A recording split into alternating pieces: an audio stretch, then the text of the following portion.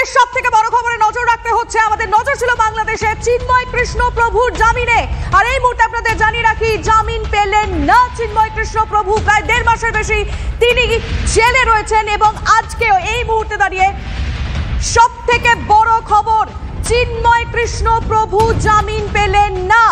আমরা কিছুক্ষণ আগে আপনাদেরকে জানাচ্ছিলাম 11 জন আইনজীবী তারা বৈঠক করছেন, সেখানকার স্থানীয় প্রশাসনের সঙ্গে কথা বলছেন, আর এই মুহূর্তে দাঁড়িয়ে আপডেট পাচ্ছি আজকে চিন্ময় কৃষ্ণ প্রভু জামিন পেলেন না। নতুন বছরেও আমরা সকলের নজর ছিল আদৌ কি চিন্ময় কৃষ্ণ প্রভু জামিন পাবেন। তার আইনজীবী রবীন্দ্র ঘোষ এই মুহূর্তে SSKM এ চিকিৎসাধীন। ওইদিকে 11 জন, আজকে সকাল থেকে আপনাদের জানাচ্ছিলাম 11 জন আইনজীবী তারা বৈঠক করছিলেন স্থানীয় প্রশাসনের সঙ্গে। আমাদের নজর ছিল আজকে কি চিন্ময় কৃষ্ণ প্রভুর জামিন হতে পারে। আর এই মুহূর্তে আরো একবার বলে রাখি জামিন পেলেন না চিন্ময় কৃষ্ণ প্রভু। সুমন কল্যাণ ভদ্র রয়েছেন এই মুহূর্তে। সুমন, একেবারে দেখো যে এই মুহূর্তের সবচাইতে বড় আপডেট এটাই যে আজকেও জামিন অধরা চিন্ময় প্রভুর, এবং আজকে একটা আশা তৈরি হয়েছিল। 11 জন আইনজীবী আদালতে এসেছিলেন, তাদের সঙ্গে স্থানীয় আইনজীবীদের কথা হচ্ছিল, সব মিলিয়ে যা পরিস্থিতি ছিল অনেকেই কিন্তু একটা আশা দেখছিলেন। কিন্তু কার্যক্ষেত্রে দেখা গেল যে চট্টগ্রামের আদালত আজকে যে মামলাটা উঠল এবং মামলা কিন্তু নামঞ্জুর হয়েছে, অর্থাৎ আবারও কিন্তু তাকে জেলেই থাকতে হবে এই মুহূর্তে, এটাই সবচেয়ে বড় খবর। এবং সনাতনীরা আগেও বলেছিলেন যে যদি জামিন না হয় তাহলে তারা বড়সড় কোনো পদক্ষেপ নিতে পারবেন। তবে কি কারণে, কেমন করে আজকেও জামিন কেন আদালত দিল না সেই বিষয়ে তথ্য আসতে হয়তো আরও কিছুক্ষণ সময় লাগবে। তবে এই মুহূর্তের সবচাইতে বড় খবর যে চিন্ময় প্রভুর জামিন কিন্তু আজকে, অর্থাৎ নতুন বছরের 2 তারিখ যে দিন ধার্য ছিল চট্টগ্রাম আদালতের থেকে, সেই দিনও কিন্তু জামিন হলো না। সুমন, বুঝতে পারছি এখনো খবরটা প্রাথমিকভাবে আসছে, অবশ্যই আমরা ডিটেলের দিকে নজর রাখবো। কিন্তু আমি তোমার থেকে যে বিষয়টা জানতে চাইছি, সকাল থেকে তুমি কথা বলছিলে, তুমি আমাদের দর্শকদেরকে আপডেট দিচ্ছিলে যে আইনজীবীরা বৈঠক করছেন, সেখানকার স্থানীয় যারা আইনজীবী রয়েছেন তাদের সঙ্গে কথা বলছেন, প্রশাসনের সঙ্গে কথা বলছেন, তারপর থেকে ঠিক কি হলো? একেবারে দেখো রুদ্ধদ্বার ঘরে বৈঠক হচ্ছিল। আমরা কিছুক্ষণ আগে কিন্তু আমাদের দর্শকদেরকে বারংবার বলছিলাম যে যে ঘটনাগুলো ঘটছিল আমরা একটার পর একটা সকাল থেকে কিন্তু আপডেট দিচ্ছিলাম। 11 জন আইনজীবী এসছে, কারণ রবীন্দ্র ঘোষ এই মুহূর্তে ভারতে রয়েছেন চিকিৎসার জন্য, তার আরও একজন আইনজীবী অনুপস্থিত ছিলেন। কিন্তু 11 জন আইনজীবী তারা চট্টগ্রামে পৌঁছে গিয়েছিলেন। চট্টগ্রামে পৌঁছে স্থানীয় আইনজীবীদের সঙ্গে তারা বৈঠক করছিলেন, পুলিশ প্রশাসনের সাথে বৈঠক করা হচ্ছিল। গোটা আদালত চত্বর র্যাব, পুলিশ এবং সেনার জওয়ান দিয়ে ঘিরে রাখা হয়েছিল। কিন্তু শেষ পর্যন্ত কিন্তু এখনো পর্যন্ত প্রাথমিকভাবে যেটা জানা যাচ্ছে যে জামিন কিন্তু নামঞ্জুর হয়েছে। ফলে আদালত কক্ষের ভেতরে কি হয়েছে পেতে হয়তো কিছুক্ষণ সময় লাগবে, আমাদের নজরও সেদিকে থাকবে।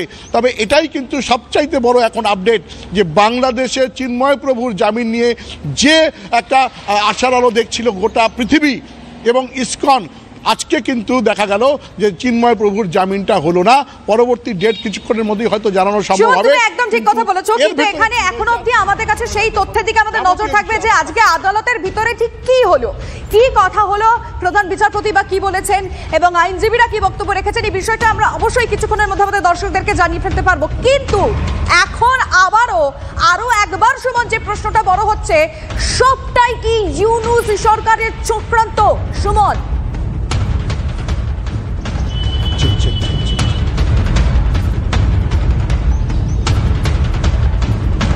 সুমন সম্ভবত আমার কথা শুনতে পাইনি। আমি আরো একবার পিসিআরকে বলবো আমাদের রিপোর্টারকে রিকানেক্ট করার জন্য, এবং আমি এই মুহূর্তে জানতে চাইবো আর যে ঠিক কি চলছে এই মুহূর্তে বাংলাদেশে। আর এই মুহূর্তে আমাদের সকলের, গোটা দেশের নয় গোটা বিশ্বের কিন্তু নজর ছিল, কারণ এই মুহূর্তে বাংলাদেশের পরিস্থিতি নিয়ে সমালোচনার মুখে পড়েছে ইউনূস সরকার। সেখানে দাঁড়িয়ে আজকে 2 জানুয়ারি 2 তারিখে প্রত্যেকের নজর ছিল চিন্ময় কৃষ্ণ প্রভু তিনি কি আদৌ জামিন পাবেন, কারণ যেভাবে ইউনূস সরকার একটার পর একটা চক্রান্ত করে চলেছে, সেখানে দাঁড়িয়ে আজকের এই জামিনের দিকে সকলের নজর ছিল। এবং চিন্ময় কৃষ্ণ প্রভুর আইনজীবী রবীন্দ্র ঘোষ তিনি এই মুহূর্তে কলকাতা SSKM এ চিকিৎসাধীন। সকাল থেকে আমরা বলছিলাম আইনজীবীদের বৈঠক হচ্ছে, তারা সেখানকার স্থানীয় আইনজীবীদের সঙ্গে কথা বলছেন। কিন্তু আজকে আদালতের ভিতরে কি হলো এই মুহূর্তে আমরা সেদিকটাই নজর রাখছি। চিন্ময় কৃষ্ণ প্রভুর জামিনের আর্জি খারিজ হয়ে গেল। চিন্ময় কৃষ্ণ প্রভুকে এখনো জেলেই থাকতে হবে, এখনো পর্যন্ত সেটাই খবর, জেলেই থাকতে হচ্ছে সন্ন্যাসীকে।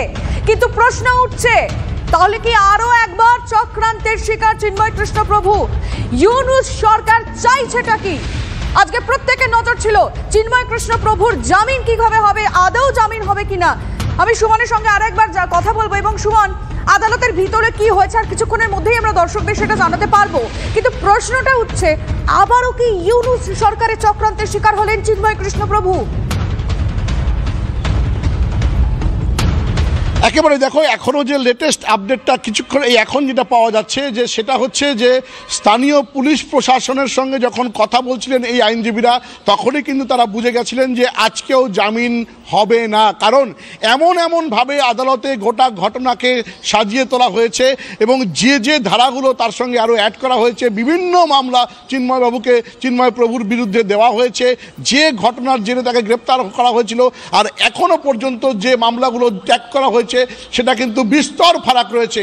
ফলে এই সমস্ত কারণে আজকে যে জামিন হবে না এমনটা কিন্তু আদালতে আইনজীবীরা বুঝতে পেরেছিলেন। আজকে সকালে যখন 11 জন আইনজীবী যান, তারা কিন্তু অনেকটা আন্দাজ করতে পারছিলেন যে কি হতে যাচ্ছে, আর সেটাই কিন্তু আদালত চত্বরে হয়েছে। কারণ দীর্ঘদিন ধরে আমরা যখন একের পর এক শুনানি হয়েছে, রবীন্দ্র ঘোষ সেখানে গিয়েছিল। আমি আসছি সুমন, এই মুহূর্তে আমরা কার্তিক মহারাজের সঙ্গে সরাসরি যোগাযোগ করতে পেরেছি। আপনাকে TV9 বাংলায় স্বাগত জানাচ্ছি। খবর পাচ্ছি এই মুহূর্তে সব থেকে বড় খবর, চিন্ময় কৃষ্ণপ্রভুর জামিন খারিজ হয়ে গেল। আপনি কি বলবেন?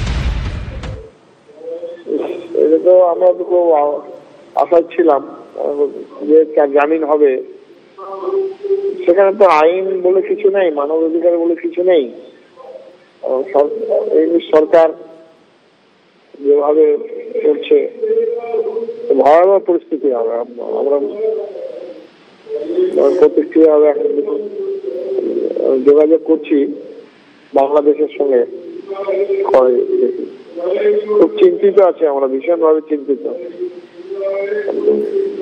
ঠিক আছে, বুঝতে পারছি। এই মুহূর্তে অনেক ধন্যবাদ কথা বলার জন্য। কার্তিক মহারাজ কথা বলেন এবং যে খবর এই মুহূর্তে বাংলাদেশ থেকে আসছে তাতে মহারাজের কথা শুনেই বোঝা যাচ্ছে তিনি ভেঙে পড়েছেন এবং তিনি বললেন আমাদেরকে তিনি চিন্তিত এই বিষয়টি নিয়ে। তারা যোগাযোগ করার চেষ্টা করছেন, বাংলাদেশের সঙ্গে তারা যোগাযোগ রাখছেন এবং নিঃসন্দেহে এই মুহূর্তে দাঁড়িয়ে এটা বড় খবর। আমি আরেকবার আমাদের রিপোর্টারের কাছে যেতে চাইবো, সুমন কল্যাণ ভদ্র রয়েছে।